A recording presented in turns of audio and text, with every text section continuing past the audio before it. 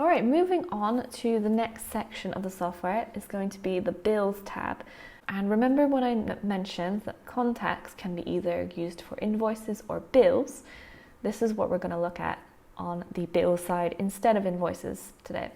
So if you click on bills, bills let you track money you owe to others that doesn't need to be paid right now.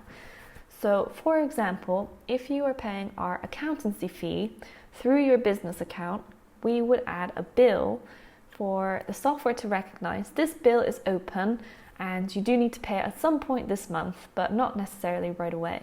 So I will create a bill to recur every single month.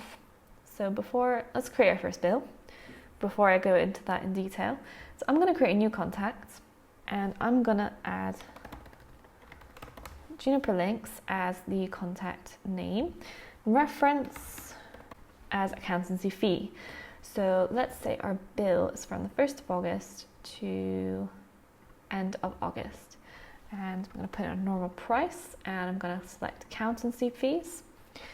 And I'm going to select recurring monthly. And I don't have a specific end date for this, so I'm not going to add one in. And then I'll create and finish. Now you can see there's an open bill due in 3 days' time because that's the due date. So if we go back to the bills tab, we can see here, this is an open amount waiting to be paid, and it's asking for the payment to come from the business bank account. So whenever you're paying for things through the business bank account, you can add a bill in here to basically track the payment. And then when the payment comes out, you can pay this invoice. So this doesn't really make sense for me right now because we paid the first month personally. So this bill date should be September. I'll just leave it like this for now so you don't get confused, because obviously September isn't going to be until a few days' time and it's going to be in advance, so it's not going to automatically show up on here unless I of course tick from all time. So what I'll do is I will edit this to be the 1st September to the 30th, save changes,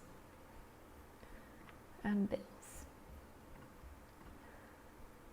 Okay, so now it's showing up in here for September's fee because I'm going to switch my fee over to the business account.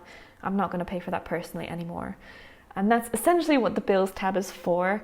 Most people do not need to use the bills tab at all. It's mostly for our accountancy fee, or if you want to be particularly on top of things and you want to add those bills in, so you know those payments need to be made and that money can be allocated as an expense before you actually pay it, to make sure it's been deducted from the overall profit figure on the overview page. And that's the most useful feature of bills, is essentially to make sure the expense is accounted for correctly and you know it's there and it's been deducted from the total profit. So when you do take a dividend, you never overdraw because the bills have already accounted for the money that's going to come out later.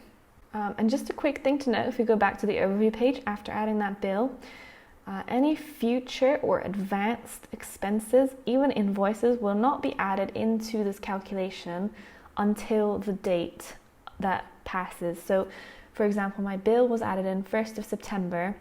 We'll have to wait until the 1st of September for it to show here as an expense as well. This 120 is coming from here, the out-of-pocket expenses section. So just keep that in mind. If you create things in the future, they will not be added into here until the date has passed or is the day of the actual invoice date or expense date.